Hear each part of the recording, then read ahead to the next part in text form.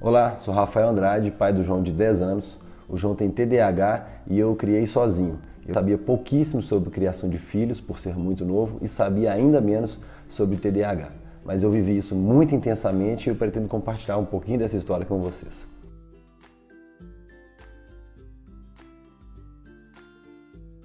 TDAH, para quem não conhece, é um transtorno, significa transtorno de déficit de atenção e hiperatividade. É o nome médico. O TDAH não é uma doença, é uma condição neurobiológica e geralmente ela é adquirida através de herança genética. E os seus sintomas são basicamente esses: hiperatividade, que vem de um comportamento muito mais agitado, não consegue ficar quieto, não consegue ficar fazendo apenas uma atividade. Desatenção, alto índice de distração, ela não consegue obedecer muitos comandos ao mesmo tempo por esquecer ao longo do tempo quais foram esses comandos. Esquece de detalhes do dia a dia. Impulsividade, se irrita com extrema facilidade e explode por coisas bem pequenas. E todos esses sintomas acabam gerando na criança uma baixa autoestima. E a grande maioria desses sintomas, na verdade, é muito comum que grande parte da população tenha pelo menos um ou outro desse sintoma em alguma fase da vida. E isso não significa necessariamente que você tenha TDAH. A diferença desses sintomas numa pessoa que não tem um transtorno para outra que tem é que quem tem o TDAH tem todos esses sintomas de uma maneira muito mais intensa e praticamente o tempo todo. Não existe silêncio na mente do TDAH. E uma coisa muito interessante da gente lembrar é que a criança não faz isso porque quer. É uma condição neurológica dela. Então, quando ela esquece alguma coisa, quando ela perde a paciência ou quando ela explode, ela tem uma condição neurobiológica que está levando ela a tomar determinada atitude ou esquecer alguma coisa. E isso no dia a dia é muito complicado, porque a gente acaba se esquecendo, a gente acaba perdendo a paciência. E eu passei algumas situações com o João que eu vou compartilhar com vocês.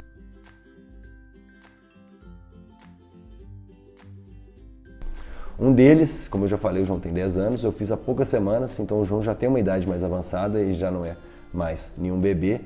E eu pedi para ele trocar de roupa para a gente sair. Sempre que eu faço esse tipo de comando, eu sempre tenho que relembrá-lo. Às vezes eu peço a ele para escovar dente para a gente sair e ele troca de roupa, porque ele não lembra, no caminho pelo corredor, ele já esqueceu que ele deveria escovar dente. Então esse dia, esse teste, eu pedi para ele trocar de roupa e esperei. Não falei mais nada e simplesmente esperei. Depois de 30 minutos, eu fui no quarto e ele estava brincando.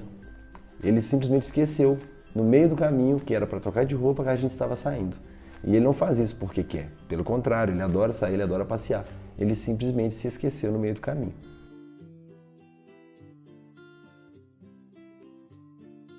Teve uma outra situação, essa já faz mais tempo, já deve ter 1 ou 2 anos. O João estava muito irritado. Um dia a gente teve uma briga, eu não me recordo por quê. E ele se trancou no banheiro. Ele ficou muito irritado, chorando bastante. Ele escreveu um recado na porta do banheiro que dizia: aqui mora a pior criança do mundo e ela não deve sobreviver. Esse recado foi bem pesado ler isso. Eu estava sozinho em casa, minha esposa estava trabalhando. O Marcelo não existia ainda e ele chorava muito no banheiro. Eu tentei ao máximo que ele abrisse a porta, ele não abriu e como ele estava muito nervoso, eu achei melhor não forçar a porta nem nada e eu fiquei simplesmente na porta esperando ele abrir. E o nervosismo dele não passava, isso demorou quase 1 hora, até que eu falei com ele que eu sairia do quarto para ele que ele pudesse sair do banheiro. Eu fingi que saí, não saí, e assim que eu consegui que ele abrisse a porta, eu simplesmente dei um abraço nele bem forte, para que ele se sentisse amado, que ele se sentisse que aquele bilhete que ele escreveu não tinha nenhuma verdade ali. E ele foi se acalmando, eu deitei com ele, não soltei, ele ficou debatendo bastante, mas eu não o soltei. Eu só soltei a hora que a gente estava deitado junto na cama e ele começou a acalmar. Aí eu soltei, ele estava um pouco mais sereno e mesmo assim ele já era bem tarde, eu vi que ele não ia dormir e eu resolvi ler uma história para ele. Aí eu li um livro, acabou o livro, um livro bem curto, e depois que acabou o livro ele já estava mais calmo, me pediu desculpa, foi dormir e falei: João, não precisa pedir desculpa. Eu sei que não tem motivo para você se ficar irritado dessa maneira, mas eu sei que às vezes você se irrita, mas você tem que saber que você pode contar comigo, com sua mãe, porque a gente está aqui para o que deve, a gente está aqui para te auxiliar. Aí passou. Então essas duas histórias demonstram um pouco da irritabilidade que a criança pode ter, da explosão que ela pode ter e do esquecimento. E isso no cotidiano, às vezes a gente acaba se esquecendo, às vezes a gente acaba perdendo a paciência também. Isso a gente tem que lembrar e ficar muito atento a isso.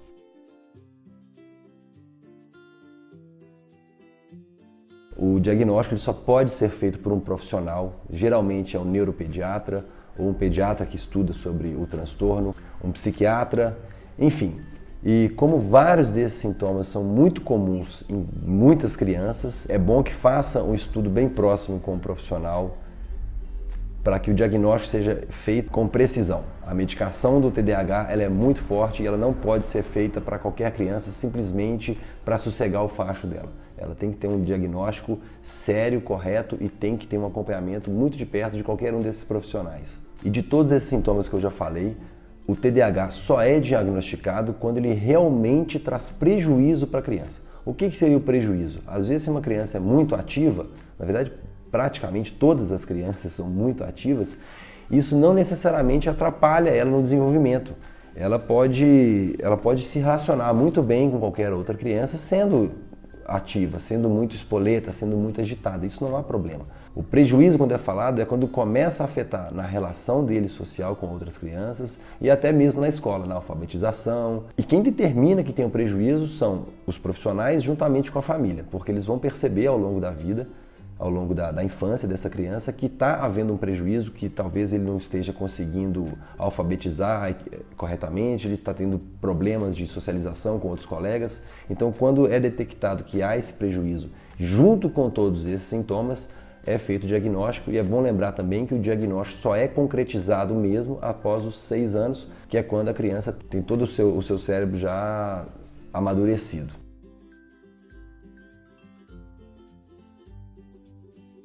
No caso do João, o diagnóstico veio ao longo da vida dele. A gente já imaginava que ele teria TDAH. Ele teve muitos problemas no parto, ele convulsionou muito cedo, então a gente já imaginava que ele teria alguma coisa de TDAH. E ele não dormia, ele já se demonstrava muito irritado, mesmo quando ele era muito bebê, ele já demonstrava que era muito ativo. Ele dormia geralmente 2, 3 horas por noite. Então a gente já tinha alguns indícios de que alguma coisa tinha ali. E eu, por ser muito jovem, conheci pouquíssimo sobre paternidade, muito menos sobre TDAH. Na verdade, eu nunca tinha escutado falar nessa sigla, então eu não tinha a menor ideia do que era isso. Eu comecei a namorar minha esposa, o João tinha 1 ano e meio, e foi nessa época que ela já começou a me alertar. O João tinha um sério retardo no desenvolvimento. Ele falava pouquíssimo nessa época, na verdade, ele mal ele falava, e todo o desenvolvimento dele foi sempre um pouco atrasado. Quando a criança ficava com a coluna reta com 6 meses, por exemplo, ele ficava com 8. Se a criança começasse a andar com 1 ano, ele andou com 1 e 2, 1 e 4. Então ele foi sempre um pouquinho atrás, correndo atrás do prejuízo, até por ter ficado em coma durante quase 1 mês, quando ele nasceu. Então aí foi minha esposa que me deu um alerta. Ele tem grandes chances de ter TDAH, porque ele é muito ativo, ele tem vários sintomas, e ela não era nenhuma estudiosa do assunto, então a gente procurou uma neuropediatra, ele já era acompanhado por neuropediatra, e a gente começou a investigar mais voltado para esse lado do TDAH. A neuro que começou a atendê-lo, ela era bem especialista nesse transtorno, e nas primeiras consultas, quando ela já viu ele, ela já sabia que ele tinha TDAH, e naturalmente esperamos que chegasse ao 6º ano de vida para concretizar esse diagnóstico e para começar a medicação. E existe muito preconceito também, eu sofri um pouco de preconceito sobre o diagnóstico, porque dizem que é uma doença que está na moda. Todo mundo tem TDAH, todo mundo é hiperativo, então as pessoas acham que a medicação vicia, que a medicação vai dopar a criança, e isso não é verdade. Eu vivenciei dia a dia isso com o João. A partir do dia que o João começou a ser medicado, 1 semana antes ele fazia um trabalho na escola que ele tinha que ler um livro por semana e fazer o resumo desse livro. Antes da medicação, ele mal lembrava o título do livro. No dia seguinte, indo para a escola, eu perguntava para ele como é que era o livro, se ele tinha gostado. Ele não lembrava do título, do autor, muito menos, lembrava pouquíssimo da história. E quando ele começou a ser medicado, 1 semana, 2 semanas depois, ele já fazia um resumo de todo o livro. Isso simplesmente porque ele estava mais focado, ele conseguia concentrar e ler o livro totalmente concentrado. É diferente de você estar dopado. Esse preconceito, na verdade, ele é até justificado, porque realmente existem muitos diagnósticos equivocados e muitas vezes esse diagnóstico é simplesmente para aquietar a criança, achando que a criança vai ficar dopada, ela é muito agitada, muito espoleta, e às vezes os próprios pais tentam conseguir um diagnóstico desse tipo simplesmente para medicar a criança e quietar essa criança.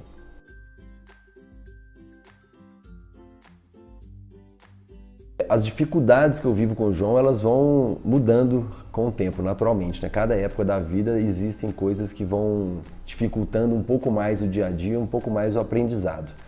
Mas uma delas permanece desde quando ele começou a comer sozinho, que é a alimentação. O João come muito bem, o João come de tudo. Hoje ele até brinca que às vezes ele coloca uma verdura que ele não gosta, mas ele coloca um pouquinho porque ele sabe que ele é saudável. Então ele come bem. O grande problema é o tempo. Ele não consegue focar na comida. Mesmo estando medicado, você percebe no semblante dele que ele está comendo, ele está mastigando, mas a cabeça dele está em Nárnia. Ele está completamente em outro mundo. Eu já fiz uma filmagem uma vez, coloquei ele de frente, ele não percebeu que eu estava filmando. E enquanto ele mastigava, ele colocava uma garfada, ele dava algumas mastigadas e de repente ele parava de mastigar. Sempre que ele está almoçando, eu tenho que ficar lembrando ele que ele está comendo. João, come, ou, volta para a terra aqui. Sempre, a vida inteira foi sempre assim. E essa vez eu percebi que às vezes eu falava para ele continuar comendo, para ele colocar a próxima garfada, e ele voltava a mastigar. Ou seja, a comida ainda estava dentro da boca dele, ele simplesmente esquecia de mastigar. Ele parava de mastigar, ficava pensando na morte da bezerra e não lembrava que estava mastigando. O emocional do João é, sem dúvida, uma grande dificuldade. Ele é muito carinhoso, ele é muito afetuoso, ele tem assim um coração, uma grande dificuldade, ele tem uma autoestima bem baixa e é uma característica do achar que ele não é capaz. Então ele sempre se coloca num nível inferior às outras crianças, ele sempre acha que ele não vai conseguir. O João tinha até uma frase que eu me lembro muito bem quando ele era bem bebê e ele teve atraso na fala, ele começou a falar muito tarde. E ele falava assim que qualquer coisa que a gente pedia para ele, qualquer coisa, ele falava assim, não sigo. Ele não conseguia ainda pronunciar a palavra consigo, e ele cortava ela ao meio, então ele sempre falava, não sigo. A resposta padrão dele era, eu não consigo, antes dele realmente tentar. E todos esses sintomas de ansiedade, de irritabilidade, eles são muito intensos no João. Então, lidar com isso cotidianamente é sempre um desafio. Eu que já conheço desse transtorno há anos, ainda encontro muita dificuldade, então a pessoa que não tem conhecimento sobre esse transtorno, ela fica completamente perdida. Eu já até li alguns relatos de pais que não têm o conhecimento que a criança tenha o TDAH e ele não consegue ter paciência para lidar com aquilo e ele acaba partindo para a violência, acaba agredindo. E isso piora, assim, em qualquer circunstância já seria pior, mas no caso de uma criança com TDAH, você vai diminuir ainda mais a autoestima dela. Ela vai parar de achar que ela não é capaz e vai ter certeza que ela é uma pessoa incapaz.